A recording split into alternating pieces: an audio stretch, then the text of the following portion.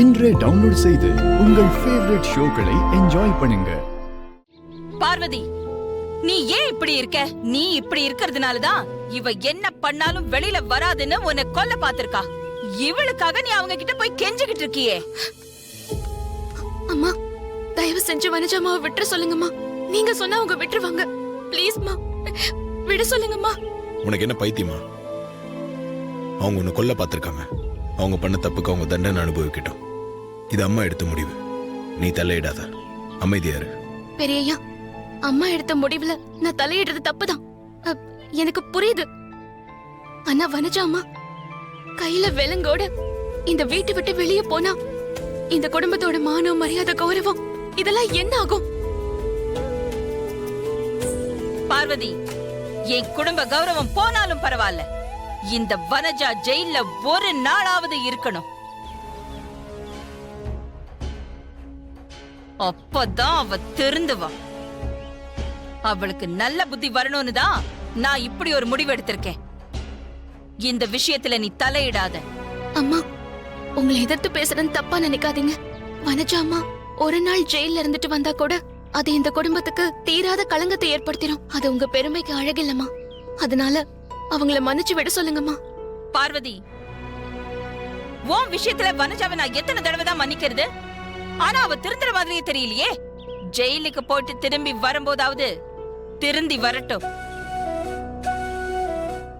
உங்க கால்ல விட விழுந்து கெஞ்சி கேட்டுக்கிறேன்.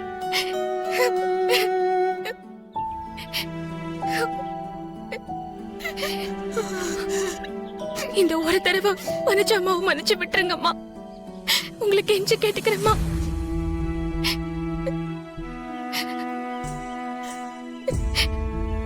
பார்வதி, என்ன இது? எழுந்திரி. எனக்கு வேற வழி தெரியலம்மா. வனஜா அம்மாவை மன்னிச்சிட்டேன்னு ஒரு வார்த்தை சொல்லுங்கம்மா. அப்பதான் நான் எந்திரிப்பேன். பார்வதி, என்ன பண்ணிட்டு இருக்க? முதல்ல எந்திரி. இல்ல, வனஜா அம்மாவை மன்னிச்சிட்டேன்னு அம்மா சொல்லட்டும், அப்பதான் எந்திரிப்பேன். பார்வதி, நீ இப்படி அநியாயத்துக்கு நல்லவளா இருக்கிறதுனாலதான் உன் விஷயத்துல வனஜா இவ்வளவு கெட்டவளா நடந்துக்கிறா. உனக்காக இதுதான் நான் அவளுக்கு கொடுக்கிற கடைசி வாய்ப்பு.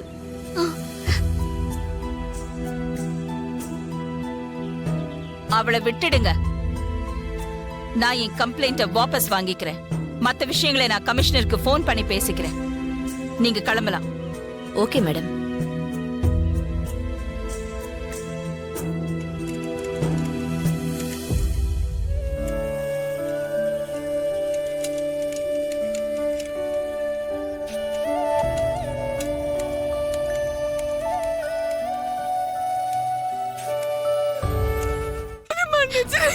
நீ வயசுல சின்னவளா இருந்தாலும் எவ்வளவு பெரிய மனுஷன் நிரூபிச்சிட்டு என்ன மன்னிச்சிரு பார்வதி. என்ன மன்னிச்சிரு, என்ன மன்னிச்சிரு, என்ன மன்னிச்சிரு. இனிமே நான் உன்னை எந்த கொடுமையும் பண்ண மாட்டேன். உன்னை நான் கஷ்டப்படுத்த மாட்டேன். அம்மா, அம்மா பரவாயில்லம்மா.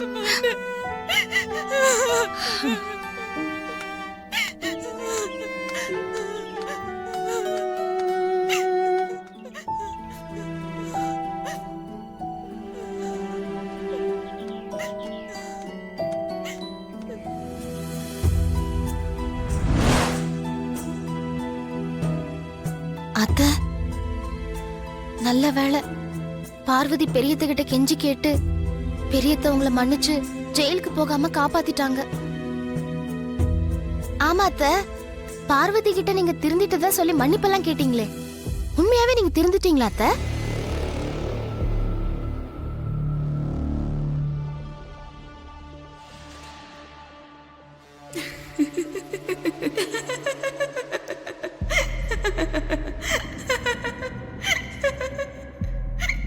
ஆண்டி, என்னத்த சிரிச்சிட்டு இருக்கீங்க? நான் அந்த சமையல்காரி கிட்ட பேசினதெல்லாம் பார்த்து நான் நிஜமாவே திருந்திட்டேன்னு நம்பிட்டீங்கல்ல?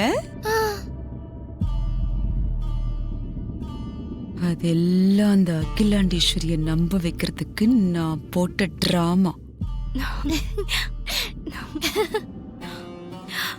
அவளால எனக்கு அவமானங்களும் தோல்விகளும் அதிகமாக அதிகமாக அவளை பழி வாங்கணுங்கிற வெறி எனக்குள்ள இன்னும் அதிகமாகிட்டு இருக்கு. விட மாட்டேன்.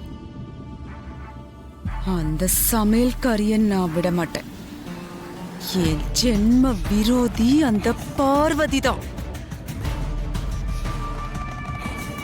என் கண்ணு முன்னாடி அவ சந்தோஷமா வாழறதுக்கு நான் விட மாட்டேன்.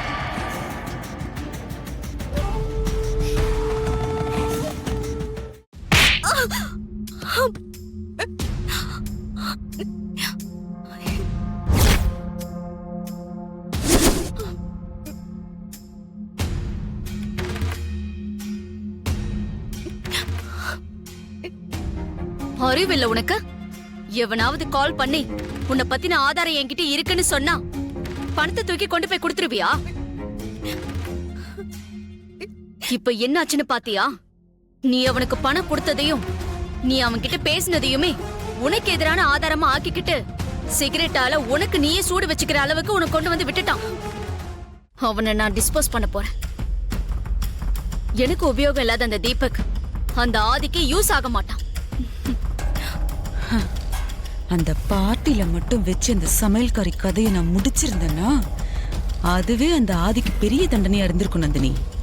அவ நல்ல நேரம் அவ எஸ்கேப் ஆயிட்டா. என் கெட்ட நேரம் என் கையில விலங்கு மாட்டி போலீஸ் என்னை இழுத்துட்டு போற அளவுக்கு அகிலா என்ன பண்ணா. என் கையில விலங்கு மாட்டி என்ன ஜெயிலுக்கு அனுப்ப நினைச்சால, அந்த அகிலா கையில விலங்கு மாட்டி அவளை ஜெயிலுக்கு அனுப்பி கோழி திங்க வைக்கணும். திங்க வைப்பேன். அது வரைக்கும் என் மனசு ஆறாது. என் மனசு ஆறாது.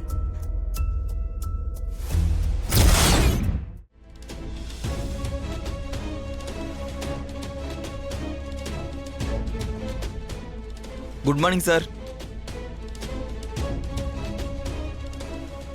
மார்னிங். வாங்க.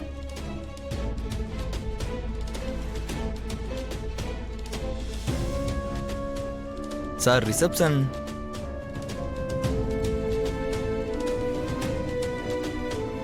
அம்மாவோட பார்ட்டியில் எடுத்த ஃபோட்டோஸ் ஆல்பம் ரெடி ஆச்சு சார். அதான் உங்கள்கிட்ட கொடுத்துட்டு போகலான்னு வந்தேன் சார். இந்தாங்க சார். ஓகே.